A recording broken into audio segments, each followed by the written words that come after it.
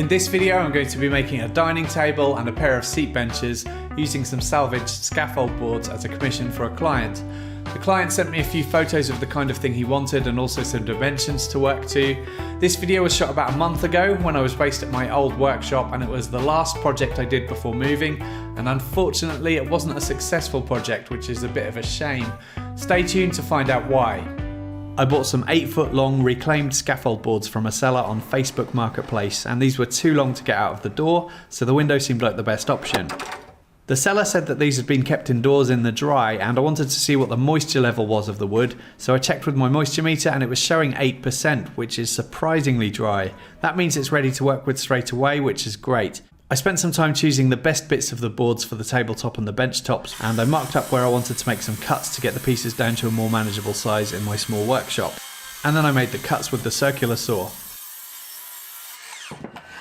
The scaffold boards were all cupped pretty badly, which is pretty normal for scaffold boards that have been allowed to dry out. The best and quickest way to resolve this would have been to plane the concave side first to get a perfectly flat face, and then thickness plane the convex side to flatten it and get the thickness nice and consistent. The problem that I had though was that these boards were 8 foot in length, and I just didn't have the infeed and outfeed space to be running these through my planer, and doing it by hand with a hand plane would be possible but quite time consuming. So I decided that I would flatten it after I assemble it instead. Before I could assemble it, I made sure to orient the boards so that the grain pattern alternated, arching downwards, then upwards, then downwards, then upwards. This will help to keep the tabletop flat over time as the wood expands and contracts with seasonal changes. Once I was happy, I marked up the faces with a triangle so that I could refer to this later to make sure that the boards were in the right order.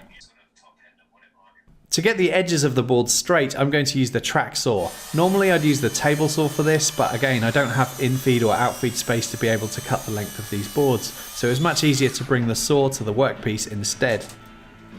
I just trimmed off a few millimeters from each of the edges that would be later joined together with glue.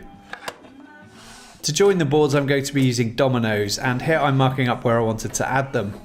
Dominoes aren't needed for strength here. Wood glue on its own would be more than strong enough, but I'm using dominoes to help keep the boards aligned with one another.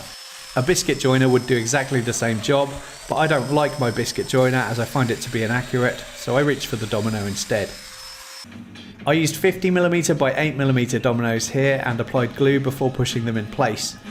One of the things I really like about the domino is that it takes all of the stress out of glue ups. Whenever I use it, I find that everything just goes together nicely without any hassle. I added parallel clamps both underneath and on top of the tabletop so that the clamping pressure was applied evenly on both sides, and when I ran out of clamps that were long enough, I doubled up 2 shorter ones, which is pretty easy to do with these parallel clamps. I got a nice bead of glue squeeze out at all of the joints. I could then follow exactly the same process of straightening edges with the track saw and joining boards together for the bench seat tops, which comprised of just 2 of the scaffold boards for each bench. After waiting for the glue to dry, I took the tops outside in the garden where I had a bit more space to work, and first I cut the tops to their final length using a speed square to guide the track saw. The next job was to get the tops flat, and as you can see from this shot, this would take a fair bit of effort to do. I'd start by removing the high points on both sides of the tabletop. I marked them up with a pencil so I knew which areas to remove material from, and for this I used my cordless hand planer. First I took some heavy, quite rough passes, removing about 2mm of material with each pass, and then I adjusted the planer to take more shallow cuts so that I could start to get things smooth. I needed to get the tops as flat as possible, but I also wanted to try and retain some of that rustic character on the boards, so it was a bit of a judgment call on how far to take this, and I'm using the edge of my track saw track to check for flatness down the length of the top. Here you can see that the top face is now pretty flat. Not perfect, but flat enough, and next I could flip the top over to do exactly the same on the underside of the tabletop, removing all of the high spots. To remove any marks left by the planer, I reached for the belt sander next, and this Hikoki belt sander is new to me. I started at 80 grit, sanding diagonally to the wood grain to help flatten the top and even out any ridges, and then I sanded with the direction of the grain at 120 grit to get it nice and smooth. Belt sanders remove a lot of material very quickly, and you can see that from how full the dust bag was after sanding just one face of the tabletop. Next I swapped to a 120 grit sanding disc and sanded with my random orbit sander to remove all of the sanding marks left by the belt sander. I sanded the edges a bit too, but tried to leave some of the character. And then I did a final sanding at 180 grit. I'd need to stain the wood to get the desired colour, but because I'm working with pine here, I was conscious that it has a habit of soaking up the stain unevenly, so some areas get darker than others and you get kind of a blotchy effect that looks a bit rubbish. Here's an example of what I mean by that. So I decided to apply a shellac sanding sealer first before applying the stain, which would help to seal the wood and stop that blotchiness occurring.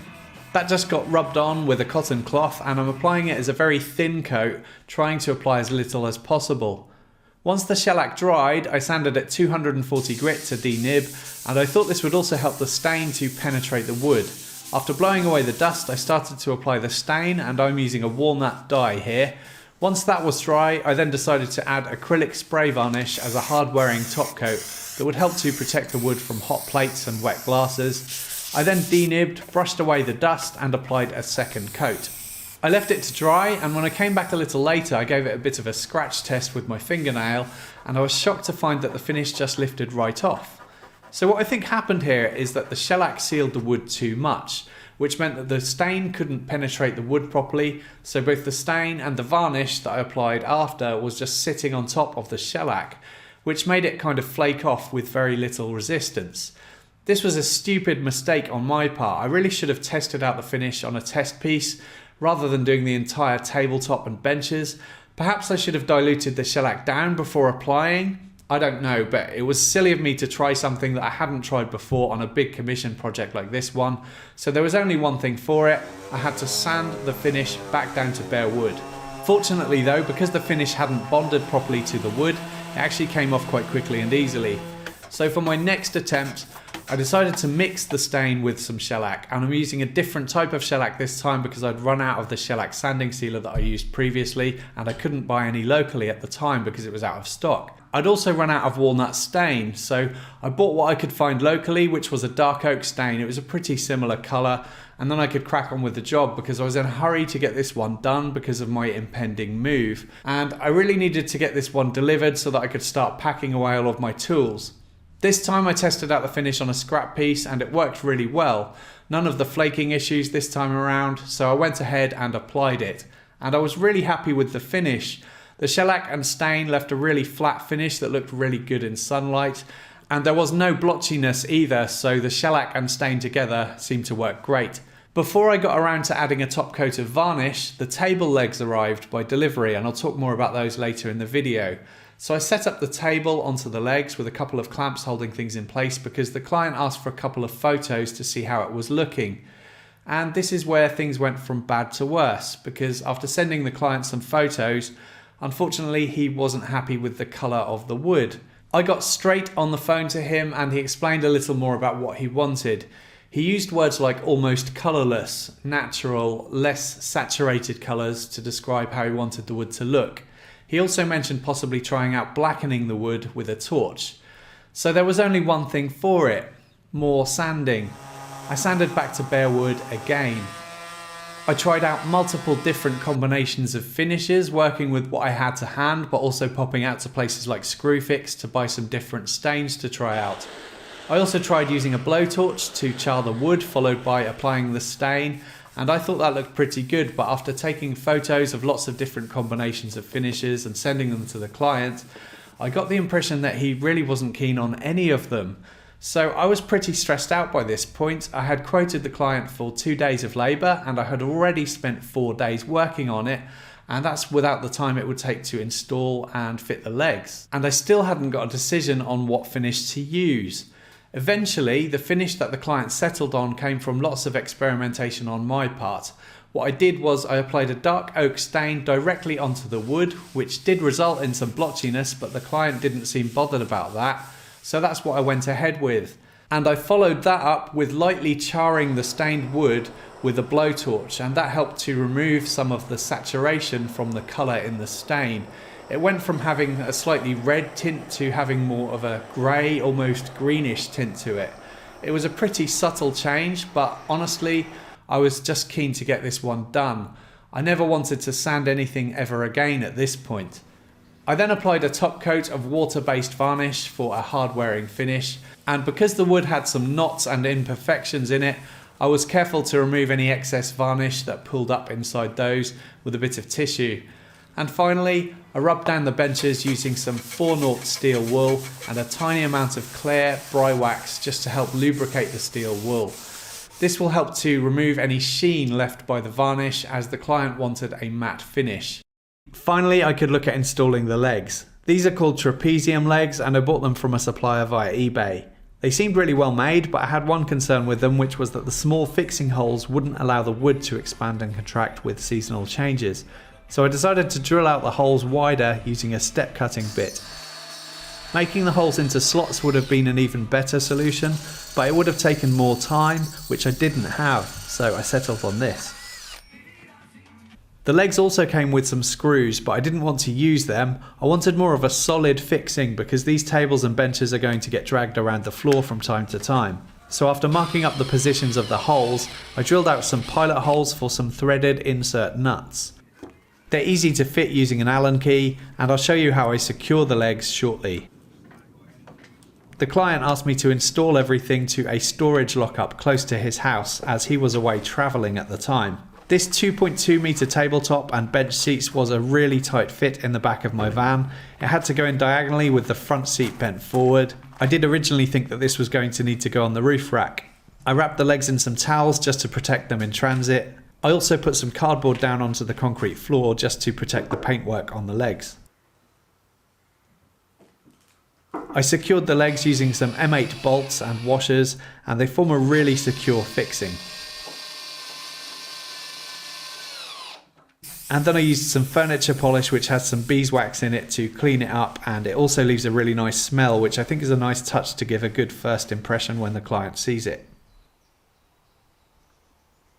So what initially looked like a simple project ended up being a really challenging one. Everything was great up until the problems I had with the finishes I chose, but that was my fault. First, I shouldn't have experimented with finishes on a commission without trying it out on a test piece first. That was very silly. Secondly, I should have made more of an effort to clarify exactly what colour and finish the client wanted before even getting started. And thirdly, I shouldn't have taken on a commission like this just before moving home. It just made the whole job unnecessarily stressful. This should have been a 2-day or 15-hour job, but I ended up spending about 35 hours on this one in total, including the time it took to install. Not only that, but I also wasted a lot of time and money going to get various finishes like shellac, which isn't cheap, and different wood stains. And I was limited to those that I could buy in my local area because I didn't have time to buy them online and wait for them to be delivered. In the end though, the client was actually really happy with it. And that's nice, but the downside is that I made quite a big loss on this one because the client wasn't prepared to pay any more than the amount that I originally quoted him. Perhaps I should have been more persistent, at least to recoup some of the money that I spent on additional finishes to achieve the look that he wanted, but to be honest, I just wanted to draw a line under this one, move on and get on with packing things up and moving home. Hopefully you can learn something from my mistakes. I know that I've learned a lot on this one. This was the second of 2 recent commissions that were really challenging for different reasons. The other project being the walnut dartboard cabinet, which was also very difficult. So by this point, to be honest, I felt completely exhausted and fed up with doing these types of one-off custom commissions. When you're working on a job for a client and things don't go according to plan, it really does take all of the fun and enjoyment out of woodworking and it just becomes a job. So at the moment, I really just want to work on something that I want to make, but unfortunately, that doesn't pay the bills. I won't be working on anything for a while now anyway though, because I need to set up my new workshop and there'll be more videos coming about that soon. Please subscribe to the channel if you haven't already. You can also support the channel on Patreon if you'd like to receive early access to my videos, exclusive content, free project plans and cut lists, and a name credit at the end of my videos. Thank you for watching.